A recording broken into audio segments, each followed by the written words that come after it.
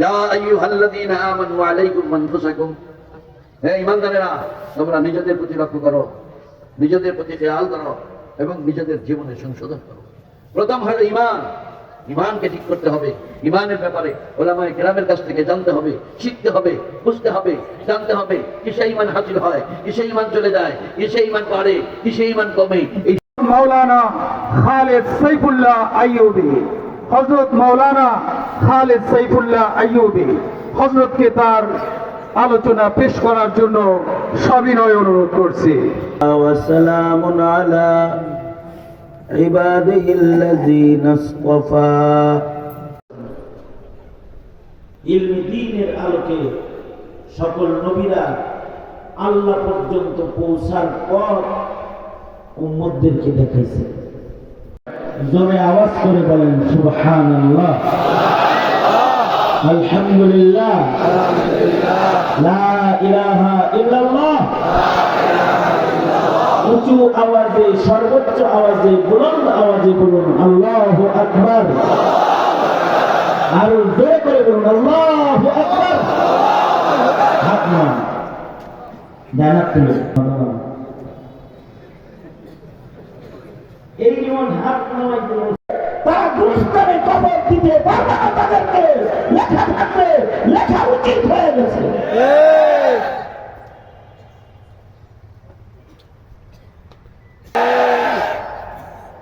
আগের নাস্তিকরা এটা বুঝতো, কারণ তখন ইমানদারের ইমানি বুঝ ভালো ছিল। আওয়াজ বাড়ায় দাও, ইমানদারের ইমানি বুঝ। আমার সময় দিচ্ছে 40 মিনিট, 40 মিনিট শেষ।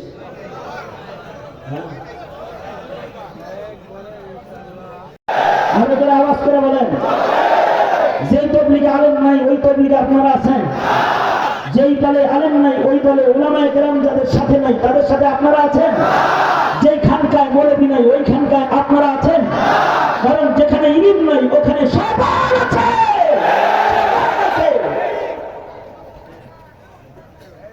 কারণ শয়তানের ভিক্ষুকের মতো দুইটা হাত বাড়ায় ধরেছে। মধ্যরাত, রাত 12টা গড়ায় গেছে, তোমার বান্দারা বিনয়ের অবতার সেজে বসে রয়েছে মাঝরাত পর্যন্ত। জমিনে আলেম দরকার, ইলমের হেফাজতকারী তুমি মাওলানা রব্বুল আলামিন। জমিনে ইলমের হেফাজত তুমি করবে।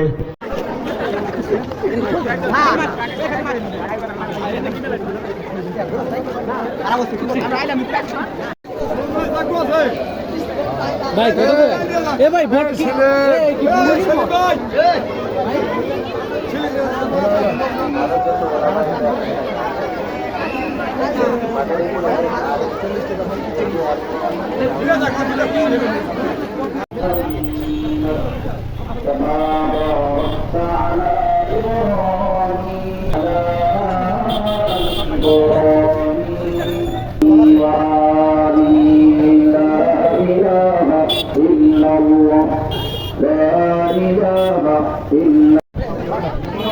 বস্তুগুলো যাবে পড়ছি লাইভ করে নেই আগে